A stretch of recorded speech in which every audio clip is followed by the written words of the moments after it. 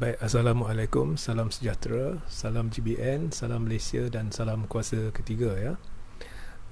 Jadi petang ni saya nak buat satu ulasan ya berkenaan dengan kenyataan-kenyataan yang dilontarkan oleh PAS dengan kepimpinan PAS dengan UMNO ya, berhubung topik siapa khianat siapa.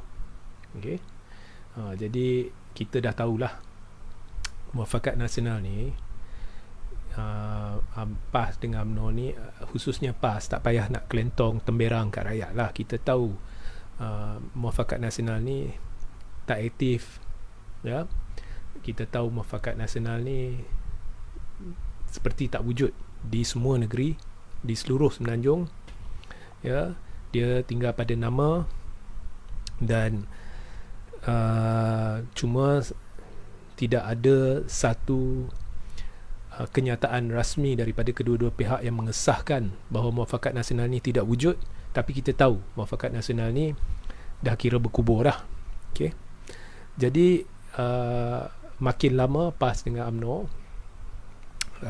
tidak membuat kenyataan rasmi berhubung perkara ni, makin meluatlah ummah masyarakat Melayu Islam dengan kepimpinan kedua-dua parti ini yang dilihat hanya menipu ummah ya, menipu rakyat.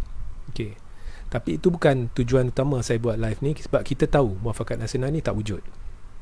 Jadi saya terbaca satu kenyataan oleh seorang pemimpin PAS yang berkata bahawa sebenarnya okey, apa orang kata, kluster mahkamah ni ya, ataupun mereka yang menghadapi kes mahkamah dalam UMNO ni, kes-kes ini telah memalukan negara di seluruh dunia. Dia bercakap begitu ya, memalukan negara di seluruh dunia. Semua orang tahu siapa tu kluster mahkamah atau pihak yang ni kan, yang menghadapi kes mahkamah dari UMNO. Dan dikatakannya bahawa inilah penyebab utama berlaku keretakan dalam hubungan PAS UMNO. Jadi saya nak beritahu kepada lebay-lebay PAS ni, apabila anda mengeluarkan kenyataan sedemikian, anda sedang mempamerkan ya, kebodohan sendiri ya, sebab rakyat dah matang, ummah dah matang. Okay? Sebab jangan lupa bahawa PAS pada tahun 2017 telah menyatakan sejelas-jelas mungkin bahawa parti itu berpuas hati dengan penjelasan berhubung 1MDB, hutang 1MDB ya. Pada ketika itu kita dah tahu 1MDB pada ketika itu sudah menjadi bahan lawak jenaka dan telah memalukan Malaysia di seluruh dunia. Malaysia jadi famous sebab kes itu. Malaysia jadi famous sebab pelibatan Perdana Menteri Najib Razak. Tapi PAS kata dia berpuas hati. Sama jugalah macam baru ni PAS kepimpinan PAS kata dia berpuas hati dengan penjelasan Azam Baki. Tapi pemuda PAS pula kata Azam Baki perlu direhatkan. Okey. Ya, so PAS kata dia berpuas hati. Kemudian lepas PRU 14, apabila Najib sendiri mengisytiharkan atau mengaku dalam satu temu ramah bersama Al Jazeera bahawa dakwaan kononnya 2.6 bilion yang masuk ke dalam akaun peribadi beliau adalah daripada Arab Saudi, itu adalah satu anggapan sahaja. Dia hanya menganggap ya. Ini berbeza dengan apa yang Najib beritahu sebelum PRU 14 bahawa dana 2.6 bilion yang masuk tu adalah dana derma daripada Raja Arab Saudi, sah derma. Okay. Jadi bila PAS dengar benda ni, PAS senyap. Dia masih kerjasama, masih berpeluk-pelukan, bermuafakat dengan kluster mahkamah ni ya, Zahid, Najib dan sebagainya. Kemudian apabila 4 hakim mahkamah memutuskan atau memberitahu bahawa cerita kononnya 2.6 bilion ni daripada Raja Arab Saudi adalah cerita dongeng yang direka semata-mata, PAS masih senyap, masih berdamping dengan kluster mahkamah. Kemudian apabila UMNO atau kluster mahkamah tunjuk taring dan memperlekeh PAS, menghina PAS, ya, khususnya apabila berlaku pembubaran DUN Johor, tiba-tiba PAS sedar bahawa kes-kes mahkamah ini telah membawa nama buruk kepada Malaysia di seluruh dunia. Ya. Jadi apa yang pemimpin PAS ni buat hanya menonjolkan kepada orang dia sendiri betapa hipokrit dia, betapa PAS ni tersasar dari landasan. Dia petik dalil untuk menghalalkan segala yang apa yang boleh dihalalkan demi mencapai matlamat dia. Dan bila matlamat tidak boleh tercapai, dia boleh pusing, dia boleh buat dalil baru. Itulah PAS. Itulah sebabnya PAS ni makin lama makin tak diterima. Okey. Dan babak pengkhianatan ni, dua-dualah UMNO ni dengan PAS ni, dia 2 kali 5, 5 kali 2. Jadi saya nak cerita ni, sebenarnya sebelum berlaku langkah Sheraton ni, memang Taqiyuddin, ya, ada wakil dari UMNO, kluster mahkamah ni semua tengah berbincang, bukan kluster mahkamah, minta maaf, tapi ada wakil dari UMNO, semua tengah berbincang cara nak wujudkan satu persekutuan baru melibatkan parti politik Melayu Islam. Kemudian tiba-tiba PAS bersekongkol dengan kluster mahkamah dan bersetuju jika UMNO, PAS, PPBM, ya, dia bersekongkol juga dengan Muhyiddin dan juga segelintir ahli-ahli parlimen daripada PKR mengkhianati mandat rakyat bagi mewujudkan satu gabungan kerajaan baru. PAS buat ni. Jadi persetujuan dicapai bahawa kesemua akan bersama menerusi satu gabungan yang dinamakan Perikatan Nasional. Ya, sebelum tu ada banyak nama dilontarkan lah, Perikatan Malaysia, Perikatan ni, Perikatan tu, tapi akhirnya dipersetujui Perikatan Nasional. Maknanya PAS bersetuju untuk bersama, bersekongkol bersama mereka semua ni untuk bentuk Perikatan Nasional. Kluster mahkamah bersetuju untuk bersama mereka semua ni untuk membentuk Perikatan Nasional. Dan kluster mahkamah bersekongkol dengan Azmin. Dan jangan lupa ya, kalau tidak kerana Azmin dengan 10 ahli parlimen dari PKR ni, kluster mahkamah tidak hari ini akan duduk dalam gabungan kerajaan. Jadi dia bersekongkol dengan Azmin. Jadi inilah kluster mahkamah, dia akan tunggang segala yang boleh ditunggang demi mencapai matlamat. Jadi dia nak tumbangkan kerajaan pimpinan Pakatan Harapan. Jadi diwar-warkan kononnya tujuan semua ni dibuat adalah untuk menjatuhkan DAP khususnya, kerana tidak boleh masyarakat Melayu Islam tidak harus terima DAP sebagai sebahagian daripada kerajaan. Okey. Kemudian tumbanglah Pakatan Harapan. Akhirnya yang mula-mula memungkiri janji bukannya UMNO, bukannya PAS. Ini sebenarnya UMNO. Kluster mahkamah mencari alasan mengapa dia tidak ingin menjadi sebahagian dari Perikatan Nasional. Oh, kononnya pelbagai retorik dilaung-laungkan, kononnya Azmin ni dia diberi jawatan Menteri Kanan lah, mereka tak boleh kerjasama dengan Azmin lah, jawatan tak cukup lah diberikan, macam-macam alasan yang akhirnya menjurus kepada keputusan yang tidak masuk akal dari kluster mahkamah. Kononnya UMNO bukannya sebahagian daripada Perikatan Nasional, penglibatan UMNO dalam kerajaan hanya setakat ahli-ahli parlimen. Itu yang paling pelik kenyataan dibuat. Jadi ini sebenarnya pengkhianatan UMNO, berbeza daripada apa yang dijanjikan dengan PAS, dengan PPBM, dengan kluster Azmin sebelum keputusan dibuat untuk meruntuhkan kerajaan pimpinan Pakatan Harapan. Jadi memang benar apa yang PAS kata, pengkhianat paling utama adalah kluster mahkamah. Dan memang pun seluruh ini adalah sebahagian daripada percaturan kluster mahkamah. Jadi fasa pertama tumbangkan kerajaan Pakatan Harapan. Kemudian fasa kedua tumbangkan kerajaan pimpinan PPBM. Dan fasa ketiga ni nak tekan supaya ada pilihan raya. Sama ada tumbangkan kerajaan yang sedia ada ataupun mencapai persetujuan dengan Ismail Sabri atau siapa pun Perdana Menteri untuk cetuskan pilihan raya awal.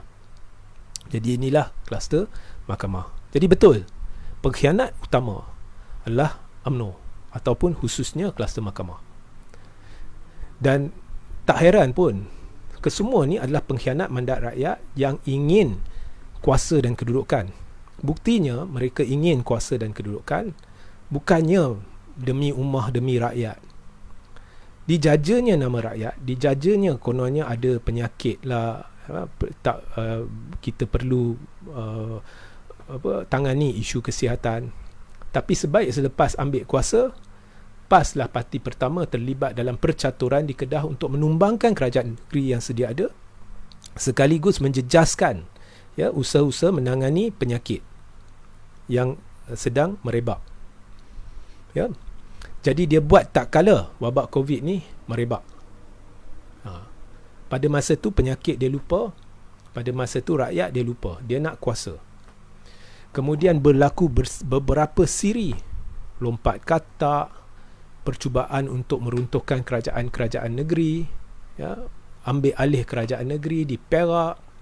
Percubaan pun ada dibuat di Selangor tapi takat tu tak berjaya. Kemudian di Sabah, Perikatan Nasional bercatur dengan adun-adun warisan, cuba beli adun warisan.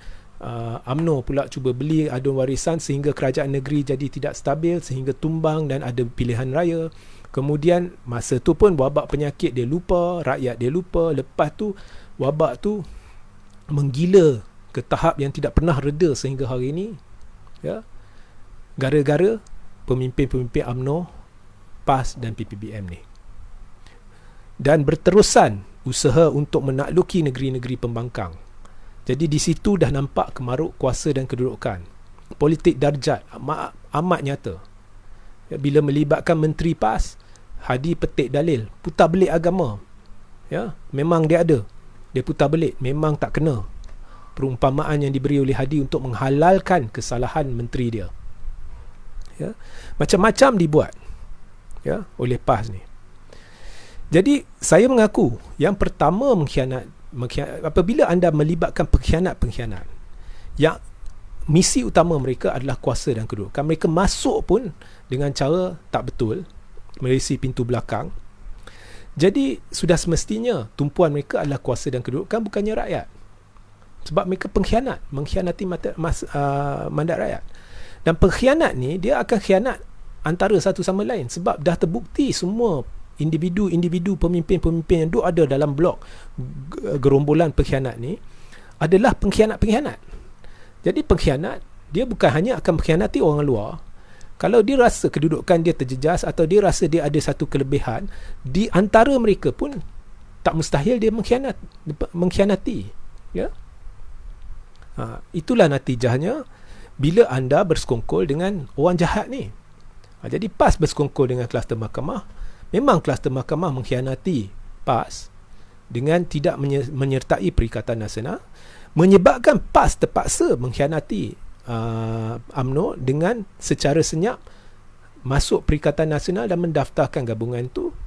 Jadi khianat sama khianat lah, 2 kali 5, 5 kali 2. Jadi PAS tak usah tuding jari, UMNO pun tak usah tuding jari, dan PAS dah kena akibatnya sebab landasan dia dah tak betul. Dia petik dalil, dia buat segala apa yang boleh untuk halalkan cara. Jadi akhirnya dia kena getah dengan kluster mahkamah. So PAS tak payah nak berretorik, nak memperbodohkan ummah. Jika PAS adalah satu parti yang berprinsip, perkara pertama yang perlu dilafazkan oleh PAS ialah hakikat, kenyataan bahawa muafakat nasional dah berkubur. Kita lihat di Johor, PAS merangkak pergi ke UMNO, cuba nak kerjasama. Bila kena sepak, kena kritik, kena hina, dia balik, dia berdamping semula dengan PPBM, kemudian bagi amaran ke UMNO. Kalau korang buat lagi di negeri, dia beri bayangan akan tarik sokongan. Dia beri bayangan lah. Sebenarnya ini menunjukkan PAS ni terdesak. Dia menampilkan diri dia sebagai terdesak. Kalau dia berprinsip, dah tarik dah sokongan. PAS terdesak. Dia terdesak sebab dia tersepit. Dia dengan sendiri, dia nak kembangkan sayap, dia susah. Semua ni dia buat, nampak sangat dah kemaruk kuasa dia. Jadi kalau dia tidak berdamping dengan UMNO atau PPBM, dia akan kembali seperti dulu, iaitu satu parti yang berdiri sendiri. Itu yang kaum umbi dia nak. Tapi sekarang ni kalau dia berdiri sendiri, dah lah sokongan terhadap dia menyusut. Dia akan kena teruk pada PRU15. Jadi dia terpaksa berdamping dengan PPBM. Walaupun dia tidak akan dapat apa-apa manfaat dari PPBM. Ya, PPBM pula menunggang PAS sebab dia nak dapatkan manfaat, nak beritahu kepada rakyat, tengok PAS ni dia percaya kat kita, dia pemimpin Melayu Islam, parti Islam yang percaya kat kita, yang sanggup kerjasama dengan kita. Ya. Jadi ini semua politik kepentingan. Muzakarah yang diadakan bukannya untuk penyatuan ummah. Kalau penyatuan ummah ni, dia bukan hanya melihat parti-parti yang sehaluan seperti PAS. PAS nak orang sehaluan dengan ideologi dia. Syarat dia adalah mereka yang menerajui satu parti yang berteraskan kepimpinan Islam. Itu je. Boleh bawa masuk muzakarah seperti Tun Dr. Mahathir Mohamad lakukan menerusi pentas Melayu Islam, pentas maruah Melayu. Bukannya muafakat yang dilaung-laungkan oleh PAS ni untuk penyatuan ummah kononnya. Yang kita lihat dalam hampir 2 tahun ni, lepas langkah Sheraton, ummah di negara ni paling teruk berpecah dalam sejarah. Gara-gara pemimpin-pemimpin Melayu Islam ni lah. Okay. Jadi PAS tak payah nak tuding jari kat siapa-siapa. PAS sebenarnya menunggang UMNO, menunggang kluster mahkamah selama ni. Kluster mahkamah pula menunggang PAS. Dia nak guna penyatuan ummah untuk kembalikan keyakinan Melayu Islam, untuk dapat traction supaya orang dengar, dan menerusi traction inilah, menerusi kepercayaan inilah, mereka telah memarakkan agenda-agenda tertentu bagi memburukkan PAS pula memburukkan UMNO. Ya. Akhirnya mereka telah membuktikan bahawa kepimpinan parti-parti ini tidak mungkin boleh bersatu. Tidak ada keupayaan untuk bersatu, tidak ada kerelaan untuk bersatu. Bukannya pemimpin Melayu Islam dalam erti kata yang sebenar. Tidak layak untuk membimbing ummah. Tidak layak untuk membentuk gabungan yang dikatakan gabungan Melayu Islam bagi mentadbir urus hal-hal berkaitan perpaduan ummah. Jadi jika ini keadaannya, maka tidak layak tidak patut kita ambil gerombolan ini sebagai pembimbing ummah. Jadi seharusnya kita kembalikan kepada rakyat untuk rakyat memilih pihak mana yang mereka benar-benar percaya dan terima, ya, keputusan rakyat tu. Itu sahajalah mesej saya. Sebab saya dengar PAS tiba-tiba mengaku bahawa kes-kes mahkamah ni, oleh kluster mahkamah ni, memalukan negara. Ya, benda ni orang dah lama tahu. Masa nak buat pilihan raya negeri Melaka, PAS PAS diam. Ya. Masa tu PAS tak bunyi. Sebab PAS masih menaruh harapan nak kerjasama dengan UMNO. Dia tak bunyi. Oh, demi rakyat. Oh, masih ada penyakit tak sesuai pilihan raya. Tak bunyi. Malah dia pun terlibat. Masa PRN Sabah, PAS tak bunyi. Dia halalkan pilihan raya.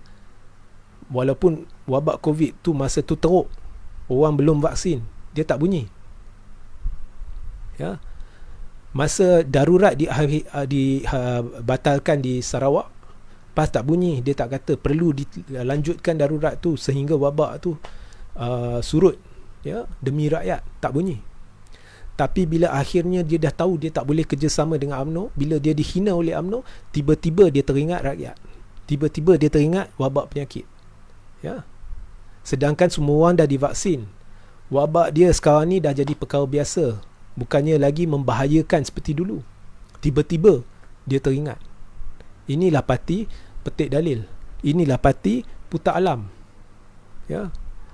Apa yang dia suarakan bukannya demi rakyat, demi agama, demi bangsa. Apa yang dia suarakan adalah mengikut keadaan, demi kepentingan dia sendiri.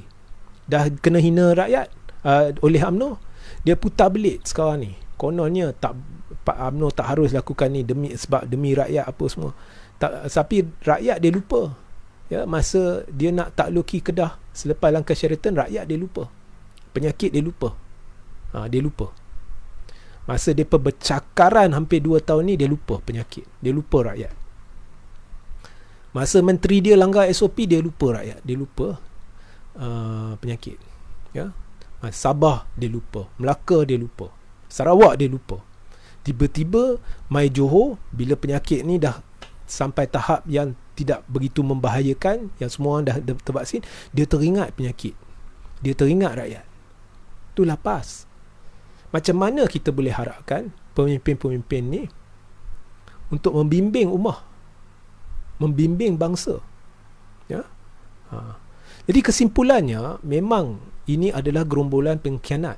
UMNO yang mula-mula mengkhianati PAS, kemudian PAS mengkhianati UMNO dan sebagainya. Sebab ini adalah pengkhianat. Ini adalah sikap pengkhianat.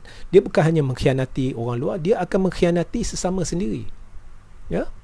Baik, itu sahaja pencerahan saya. Jadi jika anda ada soalan, anda boleh mula bertanya saya sekarang. Sebentar lagi selepas habis live ni, saya akan letak link kepada saluran Telegram dan artikel berkaitan di ruang tajuk. Jadi pastikan anda baca artikel berkaitan dan juga layari thethirdforce.net. Ya. Muhammad Sofi Ahmad, salam Regi, macam mana ni semenjak pejuang masuk PRN Johor, macam-macam Tun M difitnah, terkesan tak parti pejuang. Tun M difitnah bukan perkara baru. Bukan perkara baru. Kalau pada 2015, ya, apabila Tun mendedahkan ataupun memperjuangkan isu 1MDB, tiba-tiba mereka lontarkan pelbagai cerita, ya, berkenaan dengan kononnya salah laku Tun masa Tun jadi Perdana Menteri. Kemudian ada juga secara senyap dikerahkan pihak-pihak atau agensi-agensi untuk siasat Tun. Semua siasatan menemui jalan buntu. Ya, kemudian dia buat RCI untuk siasat isu forex. Tapi akhirnya orang yang buat laporan polis berkenaan RCI berkenaan, iaitu Setiausaha RCI, dia sendiri tarik balik laporan polis tu. Ya. Kemudian Najib pula fitnah kononnya PH yang tarik balik laporan polis, padahal saya dah buat laporan polis sendiri. Saya beritahu polis bahawa Najib telah memfitnah Tun, telah memfitnah PH. Sebab yang tarik balik laporan adalah orang yang dilantik menjadi Setiausaha RCI. Ya, di bawah pentadbiran Najib. Jadi mereka gagal menemui sebarang kegagalan salah laku Tun. Tapi cerita dilontar, cerita pelbagai. Tapi cerita tinggal cerita. Cerita je. Kalau kau baca, cerita je. Tak ada surat apa bukti. Tak ada sekeping dokumen. Tak ada apa.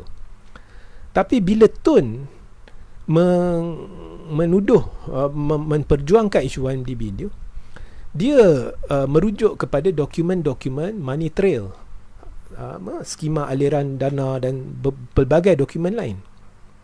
Ya. Macam mana dokumen tu dibocorkan ke apa ke, nak siasat lah, tapi itu soal tepi.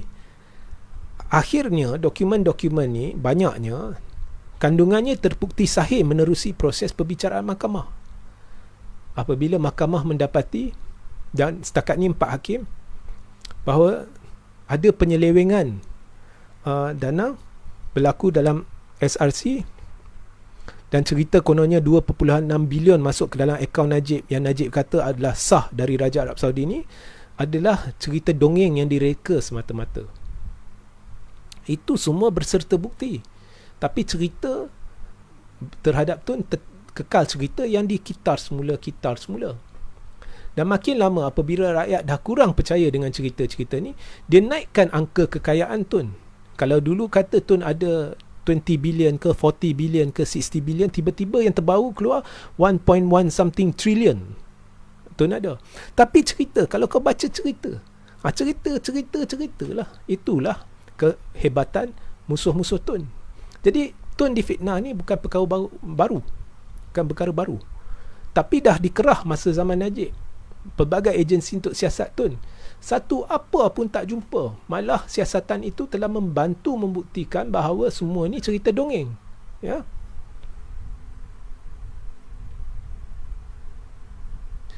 Zul Hasan, apa pendapat anda tentang idea khemah besar oleh Mat Sabu?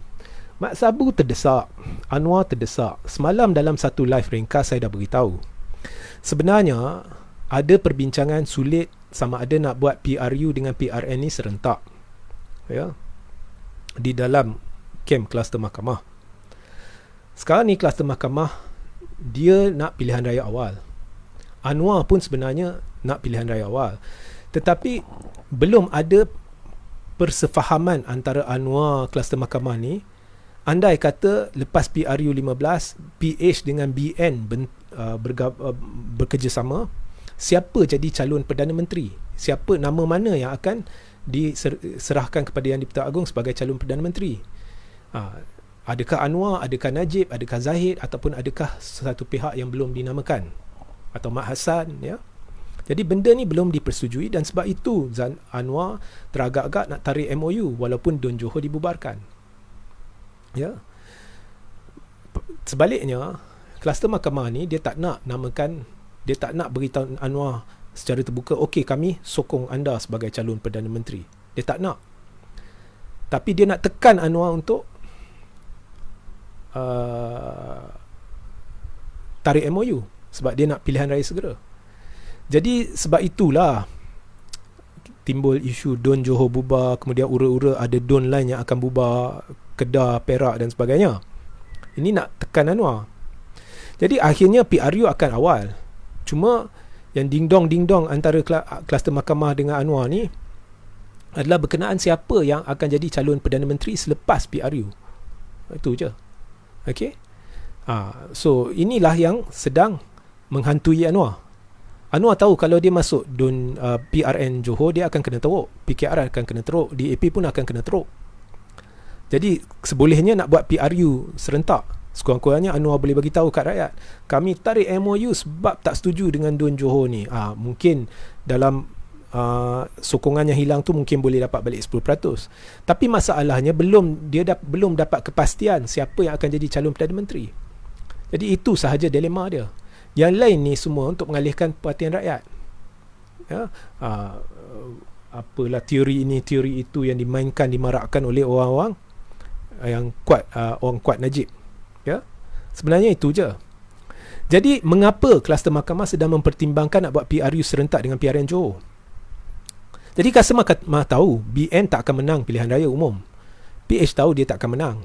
Malah BN dengan PH tahu jika blok ketiga atau blok alternatif, atau korang nak panggil apa, panggil lah, muncul dalam PRU, ya, tak semestinya PH campur BN pun belum tentu boleh dapat bentuk kerajaan. Mungkin terlalu kurang kerusi dia, maka dia kena bergantung kepada GPS dan sebagainya. Jadi misi PH dengan BN ni nak pastikan jumlah kerusi dia melebihi jumlah kerusi blok ketiga, supaya parti-parti lain seperti GPS akan kerjasama dengan PH dengan BN. Itu misi dia, itu percaturan sebenar. Tapi mengapa mereka berbincang, ya, nak buat PRU serentak dengan PRN? Mereka tak pasti adakah blok ketiga ni sudah bersedia. Andai kata parlimen dibubarkan esok, adakah blok ketiga sudah bersedia? Mereka tak tahu. Sebab pejuang diam, muda diam, ramai yang diam. Jadi mereka tak tahu tahap persediaannya. Jadi mereka, kalau mereka rasakan pejuang, parti-parti warisan apa semua ni di belah Semenanjung ni tak bersedia, mereka akan cetus pilihan raya. Tapi kalau mereka yakin bahawa pejuang apa semua ni dah bersedia, mereka mungkin akan buat PRN Johor dulu, kemudian beberapa minggu selepas tu mereka akan tekan pembubaran parlimen. Itu je. Ya, tak kira Johor, ada orang kata BN nak lihat kalau Johor menang besar baru mereka nak buat PRU. Tak, menang besar ke menang kecil ke, mereka nak buat PRU awal. Tapi mereka nak lihat tahap ketersediaan.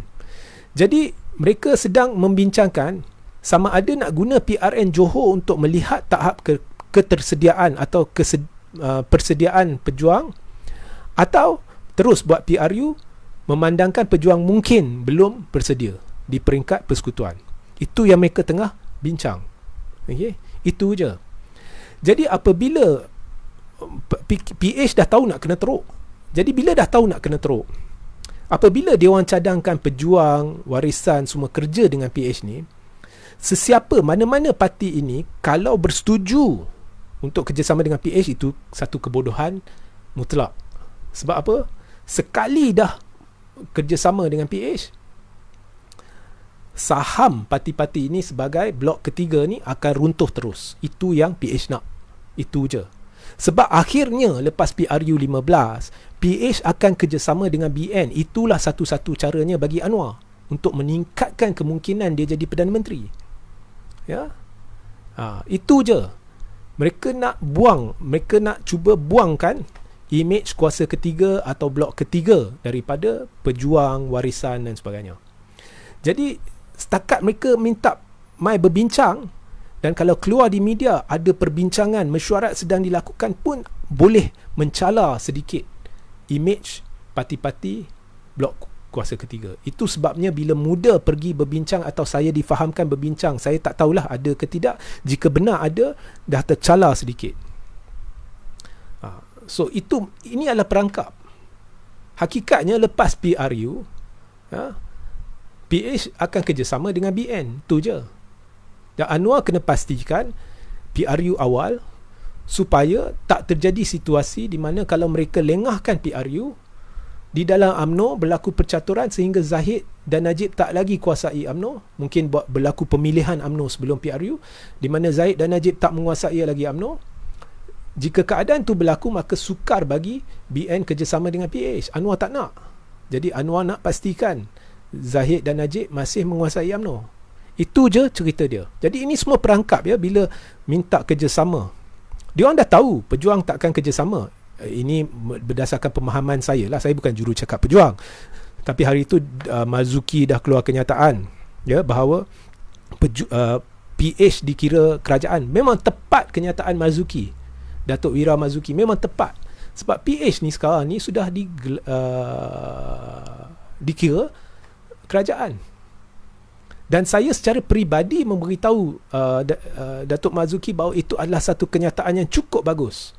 Ya, sebab memang the best statement ever is PH is considered government. Cukup hebat. Ya. Jadi saya lihat Pejuang berada di landasan betul. Jadi ini semua perangkap. Jom kita kerjasama. Sama juga macam PPBM, dia pelawa semua kerjasama, ini perangkap. Ya. Okey.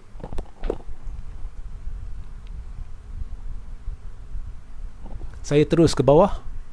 Din Mahat, pendapat tuan tentang keseluruhan politik Malaysia semasa. Bolehkah pemerintah yang memerintah sekarang ni boleh mengembalikan gelaran Asian Tiger? Tak. Yang mereka, pemerintah sekarang ni, dia tidak ada kemampuan mengembalikan apa-apa. Malah di bawah dia, Tiger dah tukar jadi anak kucing. Ini dah teruk dah. Mudarat negara kita, ekonomi, ya, mudarat politik dia, mudarat. Pelabur semua takut lari dengan tidak yakin dengan SPRM, dengan gelagat SPRM, dengan gelagat kerajaan yang melindungi ketua SPRM walaupun sepatutnya dia direhatkan, dan pelbagai perkara lagi. Negara kita tengah mudarat. Okey, saya nak akhiri live ni. Jadi jika anda ada soalan lanjut, anda boleh tunggu sehingga esok ya. Jadi pastikan anda sertai saluran Telegram dan sentiasa layari theforce.net. Link saya akan letak di ruang tajuk. Sehingga kita berjumpa esok. Assalamualaikum, salam sejahtera, salam GBN, salam Malaysia dan salam kuasa ketiga.